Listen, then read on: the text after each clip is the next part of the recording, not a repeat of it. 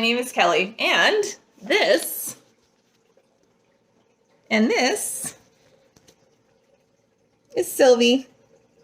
Sylvie. I'm going to be giving her apple treat. She's been patiently waiting for it. Here you go.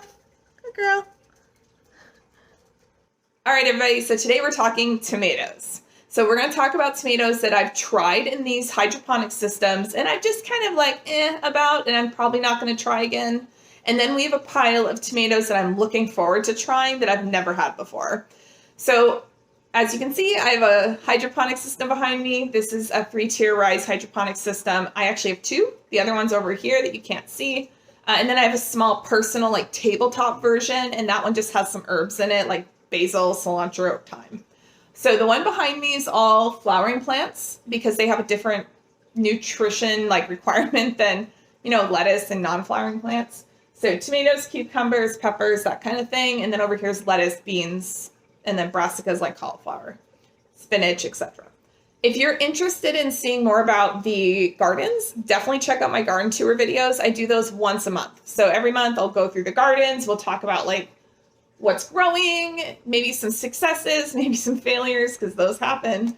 But yeah, so check out the garden tour videos. I do those every month. So today we're not going to go into detail about the tomatoes that are growing. So check out the garden tour for that. Okay, so I do want to talk about what is actually currently growing before we go into our 2 categories. Okay, so currently growing are obviously plants, except for the one on the bottom, which we'll talk about later. These cherry tomatoes are plants I'm happy with. So I have 2 types of cherry tomatoes. We have a mini Siam, and then we have a red robin back there. The red robin's my favorite. So I wanted to try the mini Siam again just because it's been a while since I've grown it. So I don't think any have ripened yet. I've only had red robins ripen so far. But either way, the red robin, it's just a better tasting tomato. It's more compact. The plant's a little smaller, and it produces the same amount of fruit. And I just think the flavor is more akin to what you're going to find if you grow it outside. It just has that tomatoey flavor. The mini Siam's a little bit more plain and blah, but it's still good. So mini Siam's more spread out. You can see that the tomato clusters aren't as compact. The red robin, they're really compact, which is really nice. I actually kind of like that about it. The other one I have in here, 2 more on the bottom. So one is actually a kind of like a cherry tomato. It's called a heartbreaker, which I'll show you in a minute. And then we have this one down here. This bushy one here is my slicer tomato, which we'll talk about in a minute as well, which is in the maybe not growing again pile. Okay, so now we know what's growing in the garden. Let's talk about our 2 categories of tomatoes. So we're going to start with the probably not going to grow again. And then we have the other category, which is haven't grown yet and very excited to try it. Okay, so here we go. Let's start with one that I actually don't have a picture of. I'll just have to put a plain photo up on the screen, but because I thought I had a photo of it in my garden because I've grown it before, but I couldn't find it. So this is from Park Seed, and it's the Patio Choice Yellow. It's a cherry tomato, and I never got it to actually get to ripening because I pulled it out before that because it just got too big. So this bottom section of the rise garden is about 18 inches tall. So I have a way for plants to extend out. There's a gap here, and I have a trellis. But there's a gap in the trellis, so plants can actually grow beyond that point. It was just too big. It's essentially a cherry tomato. It is a cherry tomato. It's just bigger. It's not as compact, and the yield was about the same as these. So I might as well just grow my cherry tomatoes like I've been growing them on my middle shelf. They take up less space, and then I have room down below for some bigger tomatoes. So that's my first one. Probably won't grow again. Let's talk about the one that's actually in there right now that I have an example of right in front of me. Okay, so this is the Dora Red Hybrid, so from Totally Tomatoes, or Totally Tomato. And this one, I actually haven't specifically grown this one, so I might try it once just to give it a go. But I actually have its orange counterpart in the garden right now. So this is the orange Heartbreaker, Dora Heartbreaker tomato. Or Heartbreaker's Dora. And it's a really nice little tomato. I did a taste test of it in one of my garden tours. It's very meaty. It doesn't have much tomato juice in it, and it kind of tastes how a tomato smells, and the flavor is really mild. So I like it, but being so similar, the shape's cool. Being so similar to a cherry tomato, I have a tongue twister there. I might as well just grow the cherry tomatoes and leave my space down here for maybe a larger tomato, which I'm trying to find right now. Okay, so probably not going to grow the Dora again. I might give the red one a try, so I'll keep it. But yeah. Okay, so the next one that we're not growing, let's do another totally tomato. So this one is the Summer Pick Hybrid. I was so excited about this one. I actually have, I'll show you guys a photo. I actually have a photo of it growing in here. It was coming out the side. I knew it would get a little bit bigger than a foot, or not a foot, 18 inches, which is my height limit. I was thinking maybe 2 feet. It got to be over 3 feet. It was up to here. So, I mean, that's not from the floor up, but that's still 3 feet. So that's why on the top I wrote the height. I did try and find heights online. It's sometimes hard to find how tall things grow. So this is going to be donated to my school garden. I actually help manage the school outdoor garden. And so the kids are going to be germinating seeds. So we will grow these there. We might also be donating the patio yellow choice hybrid, just because, again, it just takes up so much room in here, and it's essentially a cherry tomato. And same with the Dora. Maybe I'll take some of those as well, because we need some tomatoes for when we go back from spring break. Okay, so let's talk about two from Baker Creek. Let's talk about the one that's not in the garden right now that I've grown before, and I might try again, but probably not. Again, these all might just be donated to the school. So this one is a Prairie Fire tomato, and it got its fruit. The fruit were pretty big. They're kind of like a mini Roma, and then they all rotted. And they rotted at the stem, which is probably some sort of nutrient deficiency. I know calcium has a lot to do with the structure of the fruit, so it probably had something to do with that. It only gets to be about 18 to 20 inches tall, which is what I wrote on the back because I'd grown it before. But yeah, I just feel like heirlooms, as much as I love Baker Creek, I have not really found anything that's grown successfully in hydroponics from Baker Creek, unless it's a brand of like a variety of something I've already grown before, like red velvets, but they're not going to grow those because they're an heirloom company, which is cool. But I just don't think heirlooms are conducive for hydroponics, at least for me. They haven't worked well for me. Maybe I just don't give them enough care. I don't know. I like to, sometimes a little lazy with the gardens. Things get, lost. I'm not always checking the pH, which I do like once a week, but sometimes I forget. And sometimes I'm lazy and I just add water with no nutrients because I'm like, I'll do it tomorrow. So maybe these heirlooms just get unhappy with me. So probably, again, donating this one to the school. Again, heirlooms are tough outside too because of their lack of resistance and tolerances and things like that. So we'll see how it goes. But this seed pack's a couple years old, so I should probably just donate it. Okay, the other one. I have this one growing in the garden. Okay, so this is the Thorburn. And the Thorburn terracotta, it's right here. It's this one. So again, heirloom. They're all heirloom from Baker Creek. I grew this one outside. It actually did really well outside. I had no pests, no diseases, nothing. Then the deer came and ate. I grew two. The deer ate one completely. Almost ate the other one. Spared the fruit somehow. Let it go. The fruit ripened. And then the deer came back and took a huge chunk. I could tell it's deer. Like, you could tell the teeth marks. And it just ate it right off. And I was like, okay, well, and it left half of it. I'm like, okay, that's good. I mean, it could be squirrels, I guess, but squirrels are more nibbly, so I don't think it's that.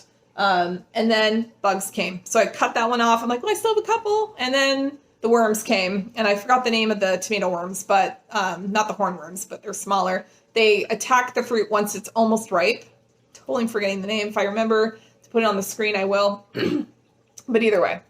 Yeah, so I pulled the plant in anger. I was like, after all this work and just my poor plant. So I tried it inside, and it's doing okay, but the bottom of the fruit might have some blossom end rot, which you actually can still eat the fruit as long as it doesn't spread. So that'll be in my garden tour video. So if you want to see more about that, you can, but I'll put a quick picture on the screen of what it currently looks like. Okay, so these are my probably donating to the school probably not growing again.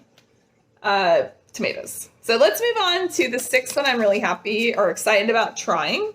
So we'll start with the two that are I have 3 cherry tomatoes again. Okay. I just love experimenting with new plants. And I'm still, like I said, trying to figure out something that I like to grow down here that's different than my other cherry tomatoes. So I got something called the Dwarf Mocha's Cherry. This is from Victory Seeds. And I wish every seed packet or every company put the average height of a plant on the packet. It just would make things so much easier. I know, like, or at least a range. Like, is it 2 feet or 10 feet? I'd like to know, but that's okay. So I did hunt down the height. It's about 18 inches, which is perfect because that's the height of this. And this, like I said, excuse me, I'll put pictures up on the screen. Obviously, these are not my photos, so I'll credit the person that took them, most likely just from the seed company pictures, but I haven't grown these yet. So, but anyway, I'm excited about this one. It says it turns red. Oh, as the fruit ripen, the purple dulls, the green turns red, and they soften. So they must have that, like, they're nearly black when exposed to the sun. Deep purple color. Yeah, I'm really excited about this one. So I just want to grow it because I think it'd be really cool to have purple tomatoes, and it's neat. I found one that's small. Okay, let's look at 2 more. So let's look at the one, another one that I'm totally unfamiliar with. So after I bought this one, I realized it got a little too big. This one's called the Geranium Kiss, also a cherry tomato. And after I bought it, you can see that I wrote on it, if you heard to read, but it says 24 to 30 inches. Oops. So that one might be a little too big, and that's okay. I was thinking maybe I could try and grow these up the side, so I might try that again with one of these. And then the Little Bing is another one from Pine Tree. The Little Bing is actually one that's grown. Rise used to sell the Little Bing. The problem is it's going to do the same thing. I don't have a height on this one, but I think it's about the same. It'll grow up the side, and it gets pretty big. But I've heard that the tomatoes are so good. So I don't know. I don't know why I keep buying cherry tomatoes. I'm probably only going to stick with the Geranium Kiss one, but, I might do one of these too just for fun. Okay, but now for the ones that my goal has been, because I don't have the Rise Roma, I don't have a way to grow tall plants. I do want to get it one day, possibly, just because I do really like this indoor hydroponic gardening. There's labor involved, but it's so much easier for me. I don't know if some of you might know this if you've watched the channel since I started putting my videos back up, but I have a lot of autoimmune diseases, namely Crohn's disease and ankylosing spondylitis, which is a spinal arthritis.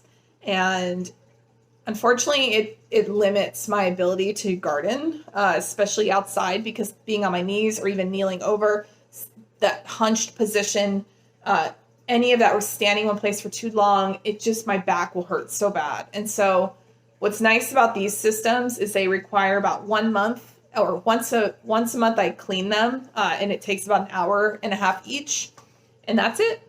And then I do a deep clean in the summer when I have the time because I'm a teacher. So my future plans are probably going to be maybe having raised beds with a greenhouse or something, and then sticking with indoor gardening. Plus, it's nice not having pests. Really nice. I had pests once and it was horrible. And I'd be one of those people be out in the middle of the night, like checking my plants. I like the organic farm, so I do like the indoor stuff, or at least I use pesticides. So, okay. So let's talk about, sorry, slight little aside. Let's talk about our 3 tomatoes that we're going to try. That 2 are like mini slicers, and then 1 is a Roma-ish. Okay, so let's talk about the Roma one first. So this one is called a Little Napoli Hybrid from Totally Tomato. It gets to be about 2 feet tall, 1 to 2 feet. And it's, like I said, I'll put a picture up on the screen. They say red pear-shaped. So it's kind of like, again, it's going to look a lot like the Prairie Fire from Baker Creek that I'm not going to grow again. But it looks kind of like a Roma. So I'm really excited about that one. And the size isn't bad. I can go above 18 inches. I just need to keep it pruned or it can come out the side. So we'll see. Now these other two, one of them gets a little bit bigger than 18 inches. So let's talk about that one first. Then we'll talk about the one I'm actually going to grow if and when this one does something. I don't know what's going to happen there. All right, so both are from Victory Seed. So the first one's called Puck, literally just tomato puck. Now this one is a round kind of like slicer, like probably about that big. It gets to be about 18 to 24 inches tall. So again, a little bit bigger than my bottom level, but let's give it a try. If you prune them down, determinate varieties don't like to be pruned too much, but you can get away with it a little bit.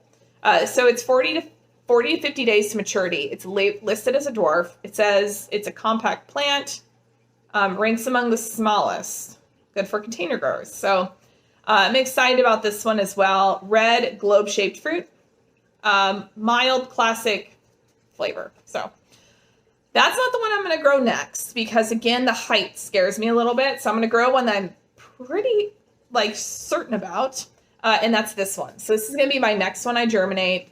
It's called Serendipity. It's my smallest of the slicer / romas that I've found. So this one is only 16 to 18 inches. So it should fit nice and snug under here.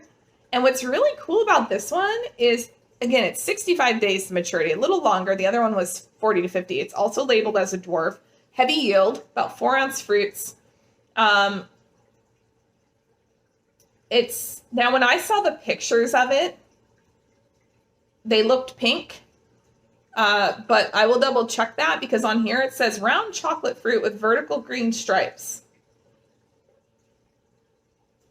I don't remember the picture looking like that now that I'm sitting here, but we will see.